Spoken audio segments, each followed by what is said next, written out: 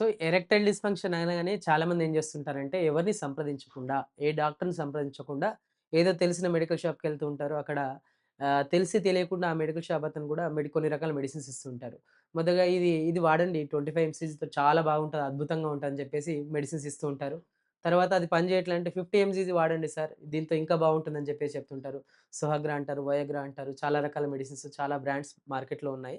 So, వాటిలో ఏదన్నా గాని ఇస్తూ ఉంటారు. అది వాడినప్పుడు ఏందనంటే, ఆ రోజు వరకు అప్పటికి బాగా ఉంటుంది. బట్ నెక్స్ట్ టైమ్ ఆ మెడిసిన్స్ వాడినప్పటికి కూడా అంగస్తంభన అనేది రాకపోవడం, దానివల్ల ఒక రకమైన డిప్రెషన్ అనేది చూస్తూ ఉంటాం.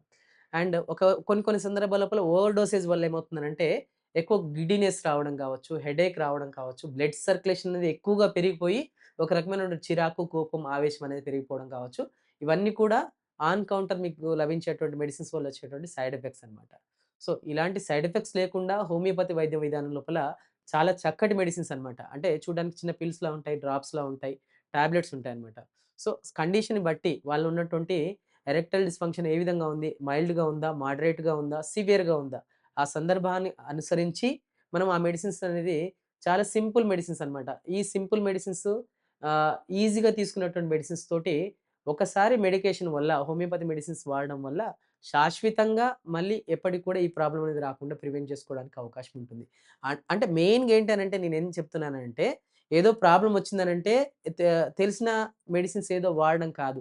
అండర్‌లైన్ కాజ్ ఏంటి అని మనం గుర్తుంచుకోవాల్సిన విషయం ఫస్ట్ ఇంపార్టెంట్ అన్నమాట. అంటే అందరి లోపల సేమ్ కాజ్ వల్ల ఎరెక్టైల్ డిస్‌ఫంక్షన్స్ అనేవి ఉండవు. కొందరి లోపల టెస్టోస్టెరాన్ లెవెల్స్ హార్మోన్ రిలేటెడ్‌గా ఉంటాయి. కొందరి లోపల యాంక్సైటీ అండ్ సైకలాజికల్ రిలేటెడ్‌గా ఉంటాయి.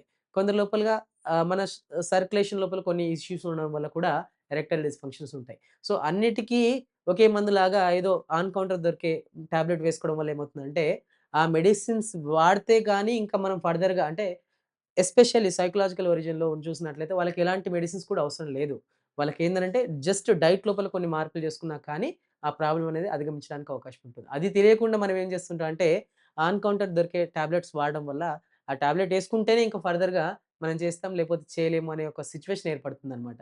సో, అలాంటి వాళ్ళేందనంటే ఫస్ట్ కాజ్ ఏంటి? దేనివల్ల ఈ సమస్య వచ్చిందని గుర్తుంచుకోవాల్సిన అవసరం ఉంటుంది.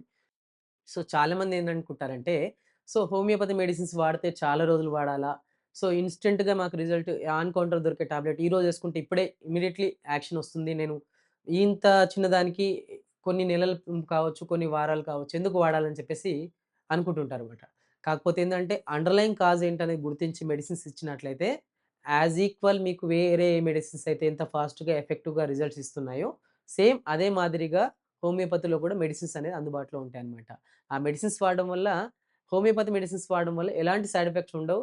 అండ్ అదర్ మెడిసిన్స్ వాడడం వల్ల ఆ పూటకి హ్యాపీగా ఉన్నప్పటికి కూడా నెక్స్ట్ డే వేరే కాంప్లికేషన్స్ కూడా రావడానికి అవకాశం ఉంటుంది. బట్ సేఫర్ మెడిసిన్స్ అనేది ఏందనంటే హోమియోపతి మెడిసిన్స్ అన్నమాట. ఎలాంటి సైడ్ ఎఫెక్ట్స్ ఉండవు.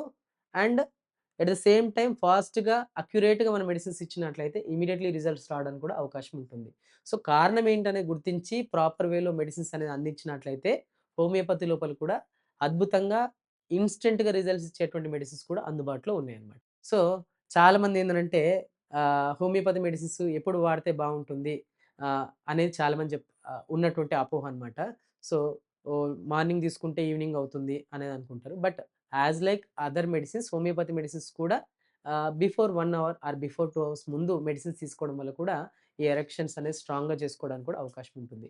సో, ఇలాంటి ఎరెక్టైల్ డిస్‌ఫంక్షన్స్ సమస్యతో కానీ, అలిగోస్పోర్మియా సమస్యతో కానీ బాధపడుతున్నట్లయితే స్క్రీన్ మీద స్క్రోల్ అవుతున్నటువంటి నంబర్‌కి కాల్ చేసి మీ దగ్గర ఉన్నటువంటి డాక్టర్ కేర్ హోమియోపతిని సంప్రదించండి.